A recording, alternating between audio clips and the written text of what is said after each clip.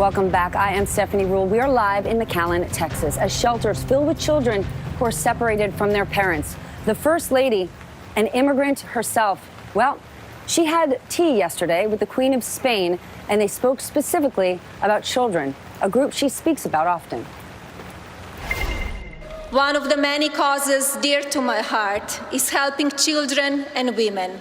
No children should ever feel hungry, stalked, frightened, terrorized, bullied, isolated, or afraid, with nowhere to turn. The well-being of children is of the utmost importance to me, and I plan to use my platform as First Lady to help as many kids as I can. I'm very excited to announce Be Best, an awareness campaign dedicated to the most valuable and fragile among us, our children. Be Best. I'm asking the question, is the United States at this moment being our best? Joining me now, Michael Wilds. He's a former federal prosecutor, now an immigration attorney, and one of his clients, in fact, is our First Lady, Melania Trump. Michael, as someone who interacts with the immigration system regularly, tell me what it's like for immigrants, specifically children, who have to go through this process, because right there we noted First Lady Trump saying no one should ever feel isolated, scared, alone, or terrorized. And I'm afraid those are the exact feelings children here in McAllen are experiencing. Thank you, Stephanie, for having me. And the truth is that I'm a law professor now, and I'm a former federal prosecutor. So I'm very proficient, if you would, with the different vantage points in individuals dealing with the immigration authorities. Coming to an immigration lawyer's office is often an intimidating experience for the parents, where they would like to keep their kids in a waiting area because they want to shield them from delicate questions, emotions, and challenges. I can just imagine what's happening at the point of border. I'm a father of 4 children myself.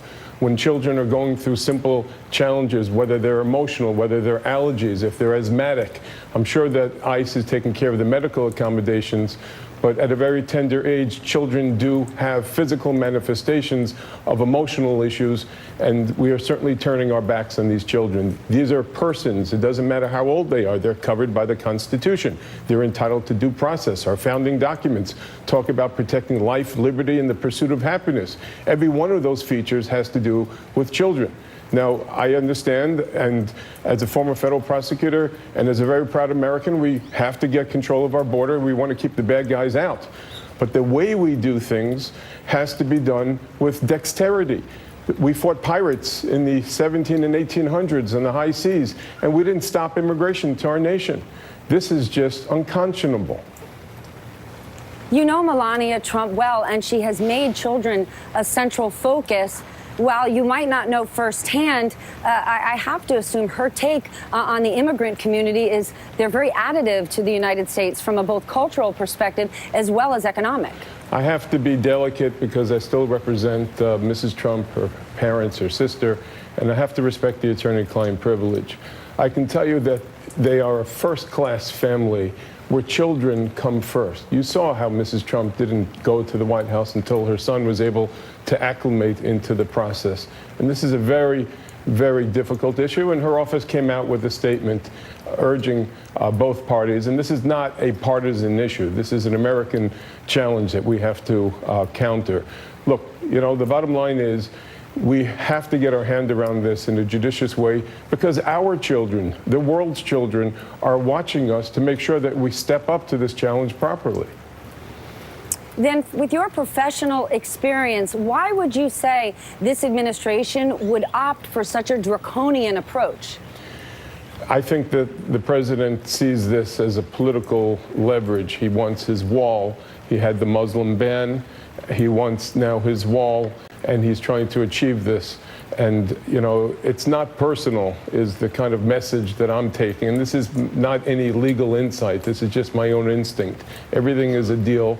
And unfortunately, some of these things are more than deals. These are, again, a manifestation of everything from our humanity to the legacy we have as a nation that gives what's the biblical narrative of hospitality. We should be embracing people in harm's way.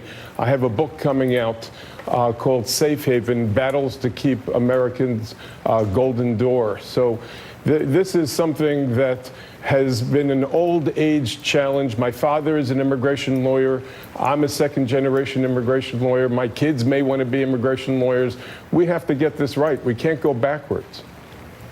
We can respect and protect our borders, and we can honor humanity. Michael, thank you so much for joining me. And Mrs. Trump, let me take this moment to make this plea to you. You have made children